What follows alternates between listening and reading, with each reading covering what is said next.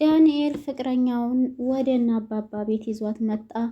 አባባ የዳንኤልን ፍቅረኛ ሲያዩ ለካሌብ ተመኟት። ካሌብንም ልጄ ሌላ ፍቅረኛ መያዝ አለብህ ብሎ መጀመሪያ ስለ ሌላ ፍቅረኛ እያወራለት ነበር። በአጋጣሚ ሆኖ ደግሞ ዳንኤል ስለ ፍቅረኛው ለካሌብ እያወራው ነበር። ካሌብ ስለ ፍቅሩ አውርቶ ከጨረሰለት በኋላ የሚገርም የፍቅር ታሪክ ነው፣ ግን ለምን ፍቅረኛህን ወደ እኛ ቤት አምጥተህ አታስተዋወቀንም ይለዋል። ይህንን ሲለው ዳንኤል እንደዛማ ደስ ይላይ ነበር፣ ግን ደግሞ ቲና ካየች ትቆጣለች፣ ገና ሕፃን ልጅ ነህ እያለች በጣም ነው የምትቆጣኝ፣ እንዳታገባ ትለኛለች ይለዋል። ካሌብ ከዚህ በላይ ምን ልትሆን ነው ሕፃን ነህ የምትልህ? እሷን ዝም በላት እባክህን፣ ሲጀመር እሷ አሁን ቤት የለችም፣ ስለዚህ አምጣትና እኔም ላባዬ ነግረዋለሁ አስተዋውቀን ይለዋል። ዳንኤል ይሄንን ሲባል እሺ ብሎ ፍቅረኛውን ወደ ቤታቸው ይዟት ይመጣል። ቤታቸው ይዟት ከመጣና ካስተዋወቃቸውም በኋላ የካሌብ አባት ጎትጎታቸውን ቀጥለዋል። ይችን ልጅማ አንተ ማግባት አለ፣ በረድ ያለች ስነ ስርዓት ያላት ልጅ ናት፣ ካገባ አይቀር እንደዚች አይነቷን ሴት ነው እንጂ ይለዋል።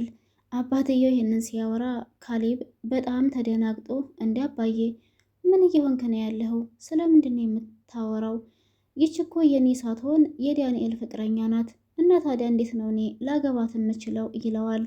እባክህን አንተ ደግሞ የዳንኤል ፍቅረኛ ብትሆን ታዲያ እነሱ እኔን ጨጓራዬን ሲያሳርሩት ኖረዋል። ስለዚህ እነሱ ቅጥል እንዳደረጉኝ እኔም ደግሞ እነሱ ሲቀጣጠሉ ማየት ፈልጋለሁ።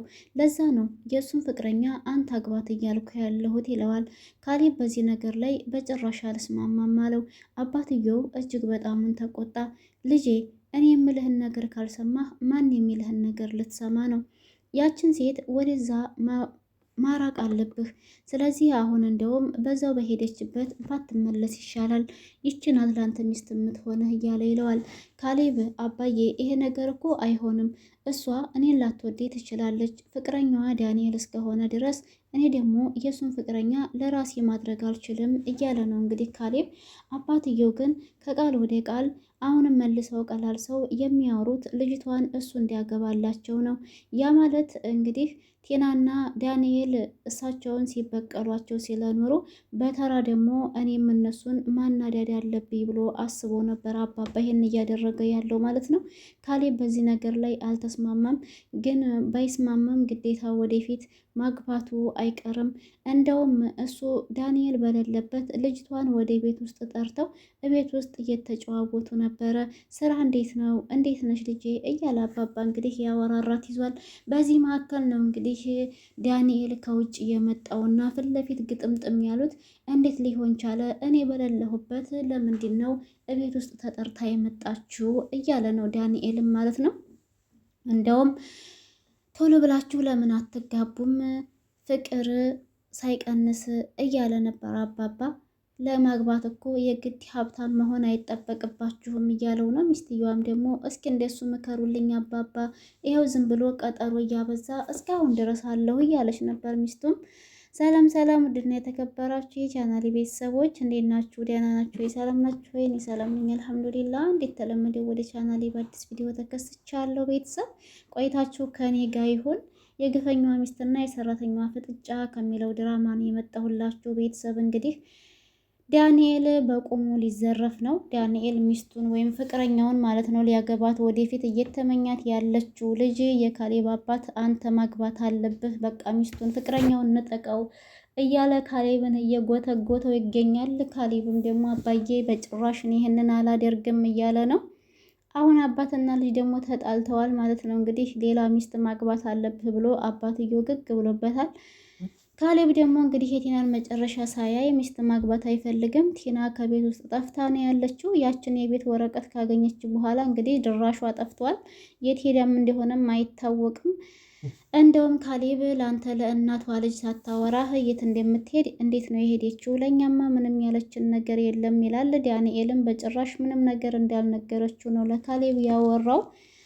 እና አሁን የት ናት ተብሎ ነው የሚፈለገው? እንግዲህ ወይም የሄደችበት ነገር ውሸት እንደሆነ ስታውቅ ተመልሳ ትመጣለች ሲል ዳንኤል ማለት ምን ማለት ነው ውሸት ማለት ይለዋል። አይ ምናልባት የሄደችበት እንትን ያልተስተካከለ ነገር እንደሆነ ስታውቅ ማለቱ ነው። ያው ያ ማለት የቤቱ ወረቀት ትክክለኛ ወረቀት ስላልሆነ የሄደችበት ያለው እንግዲህ ካሌብ ወረቀቱ ፎርጅድ እንደሆነ ስታውቅ ወደ ቤቷ ትመለሳለች፣ የትም አትሄድም አይነት ነገር ነው እየተናገረ ያለው። እናም እንግዲህ ዳንኤልም ግራ ተጋብቶ ይገኛል። ቤት ታገኛች በኋላ ጠፋች፣ ቤቷን ለብቻዋ ልበላ ነው በቃ እያለ ነው። እሱ ደግሞ ቶሎ ማግባት ይፈልጋል። ይችን ሚስት የሚያገባው እንግዲህ ከቲና ገንዘብ ተቀብሎ ነው። ቲና የአባባን ሀብት ከወሰደች በኋላ ለዳንኤል ልታካፍለው እና ከዛ ሊያገባት ነበር እሷ አላማዋ። ግን ዳንኤል እሷ ሳታውቅ ሌላ ፍቅረኛ አለችው።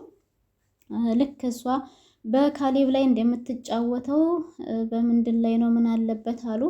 እሱም ደግሞ በለዋ ላይ እየተጫወተባት ይገኛል። እሷን አያገባትም። የሚያገባት ይችን ዛሬ ወደ ቤት የመጣችውን ፍቅረኛውን ነው። የካሌብ አባት ደግሞ አይናቸውን ጥለውባታል ልጅቷ ላይ። እንግዲህ ይችናት አሪፍ ምራት የምትሆነኝ በጣም ጥሩ ምራት ናት እያለ ነው ማለት ነው። ካሌብም ወደ ቤት አምጥተ ብታስተዋውቃት ልጅቷም አንተ ላይ ተስፋ ይኖራታል። ሴቶች የወንድ ቤተሰብ ሲተዋወቁ አላማቸውና እምነታቸው የበለጠ ከፍ ከፍ ነው የሚለው ይላል እንግዲህ ካሌብም። እና ለዛ ነው ቤት አምጥተህ አስተዋውቃት፣ የአስተዋውቀን የእህትህ ቤት አይደለው እያለው ማለት ነው። ዳንኤል ፍቅረኛውን ወደ ቤት አምጥቶ እንግዲህ እየተመከረች ትገኛለች። ግን ወደ ቤት አልመጣም ብለው በግድ እንዳመጣት ለአባትየው ሲነግረው አባባ ደግሞ ለምን የኔ ልጅ ለምንድን ነው እኛ ጋር መምጣት ያልፈለግሽው ሲላት የዳንኤል ፍቅረኛ እንግዲህ አዲስ ስለሆንኩ በዛ ላይ ደግሞ ድንገት ነው እንሂድ ወደዛ ያለኝ እያለችው ነው። በድጋሚ ደግሞ እንደዚሁ ይዟት መጥቶ ቡና ጠጥታ ምሳ በልታ ነው የሄደችው ወደ ቤቷ ማለት ነው። በቃ ይሄ ነገር ቀረቤታው እንደቀጠለ ነው። በቃ አባባ አሁን እንግዲህ ይችን ልጅ ጠለፍ አድርገው ለካሌብ ይድሯታል ብዬ ነው የማስበው። ዳንኤል በቁሙ ሊበላ ነው፣ እበላለሁ ሲል ሊበላ ነው ሳያስበው ማለት ነው። እንዲሁም ደግሞ ትሁት ጋር ሄዶ ስልክ አስደውይ ብሎ ስልክ እየደወለ ነበረ። ግን የሚደውለው ቲና ጋር ይሁን እዚች ፍቅረኛው ጋር አይታወቅም። ብቻ ስልኩም አልሰራ ብሎታል። ቲናም ደግሞ አሁን የት ሄደች ቲና ታዲያ እያለ ለትሁት ይጠይቃታል። ትሁትን የምን አቅልሃለሁ አንተ ስለህትህ ያላወቅከውን እኔ እንዴት ላውቅ እችላለሁ? ለምንድን ነው እኔን የምትጠይቀኝ? አለችና መለሰችለት። እሱም ደግሞ ግራ እየተጋባ አይ ምናልባች የምታውቂው ነገር ካለ ብዬ ነው። እና ዛሬ ደግሞ እኔ ፍቅረኛዬን ቤት አምጥቼ ላስተዋውቃችሁ ነው፣ አባባ አምጣት ብሎኛል ይላታል። ካሌብም ትሁትን ሄድና ምሳ በደንብ ስሪ ዛሬ እንግዲህ ያለብን የሚል ትዕዛዝ ያዛታል። ትሁትም እሺ ማን ነው ግን እንግዲያው እያለች ስትጠይቅ እንግዲህ ዳንኤል ፍቅረኛውን አምጥቶ ሊያስተዋውቀን ነው ይላታል።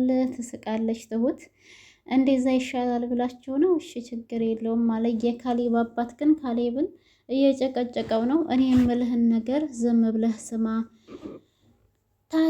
ከዛች ከቴና የተሻለ ከሆነ አንተ ታገባታለህ ይለዋል። ካሌብ አባዬ እስኪ መጀመሪያ አትምጣ፣ ከዛ በኋላ ጉድ እናያለን ምን እንደሚፈጠር እያለው ነው። እውነቱን ነው እንግዲህ ልጅቷ የዳንኤል ሚስት መጀመሪያ ፍቅረኛው ቤታችሁ መታለችዋለኝ። በደንብ አይታችኋታል። ካያችኋት በኋላ እንግዲህ ውሳኔው የእናንተ ነው። የካሌብ አባት ግን ዳንኤልን እንደው ሲጫወትበት እንደኖረው እሱ በተራው ሊጫወትበት ነው። እርግጠኛ ነኝ ፍቅረኛህን በደመም ሰው ፍቅረኛህን አምጣና አስተዋውቀኝ ብሎ ቤት ውስጥ አምጥቶ ጉር ሰራው ነው። በቃ ለልጁ ሊድርበት ነው። ሚስኪን ዳንኤል ይሄ ሁሉ ነገር ሴራ እየተሴረበት እንደሆነ ምንም ጭራሽ የሚያውቀው ነገር የለም። ማግባት ቶሎ ማግባት እንደሚፈልግ ግን ደግሞ ሀብት እንደሌለው ለትሁት ነግሯት ነበረ። ካሌብ አባትም እና ታዲያ በእኔ ገንዘብ ነው እንዴት ታዲያ ሊያገባት የፈለገው? ገንዘብ ከሌለው እንዴት ነው የሚያገባው? እንዴት ነው ትዳር የሚይዘው? ትዳር ቀልድ መሰለው እንዴ እያለ ነው። እኔ ምን አውቃለሁ ብለህ ነው አባዬ እንደዛ ሲል ሰምቼዋለሁ ትላለች ትሁት። አባባም ለፍቅረኛው ለዳንኤል ፍቅረኛ በጣም ነው የሚወድሽ፣ ስላንቺ አውርቶ አይጠግብም፣ ሁል ጊዜ አንቺን ነው የሚያነሳው እያለ ሞቅ ሞቅ እያደረገለት ነው ወሬ።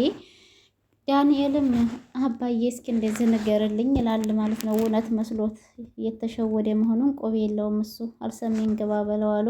የካሌብ አባት አይናፋር ናት ይላል ዳንኤልም። አዎ ታስታውቃለች። እንደዚህ ሴት ልጅ ሰበር ስትል አሪፍ ነው። በጣም ጥሩ ሚስት ነው ያገኘኸው ዳኒ። በደንብ አድርገህ ተንከባክበህ ያዛት እና ታዲያ መቼ ለመጋባት ወሰናችሁ የሚል ጥያቄ ሲጠየቅ በቅርቡ እንጋባለን ብለን አስበናል፣ ወስነናል። ግን ደግሞ ቀጠሮ እያበዛብኝ ይኸው እስካሁን ድረስ እየጠበቅኩት ነው ትላለች እንግዲህ የዳንኤል ሚስት። በስተመጨረሻ ግን ዳኒ በሌለበት ቤታቸው መታ እንግዲህ ቁጭ ብላ አግኝቷታል። ቀጣይ ክፍል ላይ ደግሞ ምን ይከሰት ይሆን? ለምን መጣች ይላታል? ወለ ዝም ይል ይሆን የሚለውን አብረን ነው የምናየው። ቤተሰብ ለዛሬ እዚህ ድረስ ይበቃናል። ከተመቻችሁ ላይክ፣ ሼር፣ ሰብስክራይብ ማድረጋችሁን አትርሱ። ሀሳብ አስተያየት ካለ ኮሜንት ላይ አስቀምጡልኝ። በያላችሁበት ሰላማችሁ በዝት ትርፍ ይበልልኝ እያልኩ ለነበረን ቆይታ ከልብ አመሰግናለሁ። አበረታቱኝ፣ አይከፈልበትም። ቅንነት ለራስ ነው። እንግዲህ ከመዳም ኩሽና ሆኜ እንዴት ሆኜ ቪዲዮ እንደምሰራ ብታዩ ታዝኑልኝ ነበር።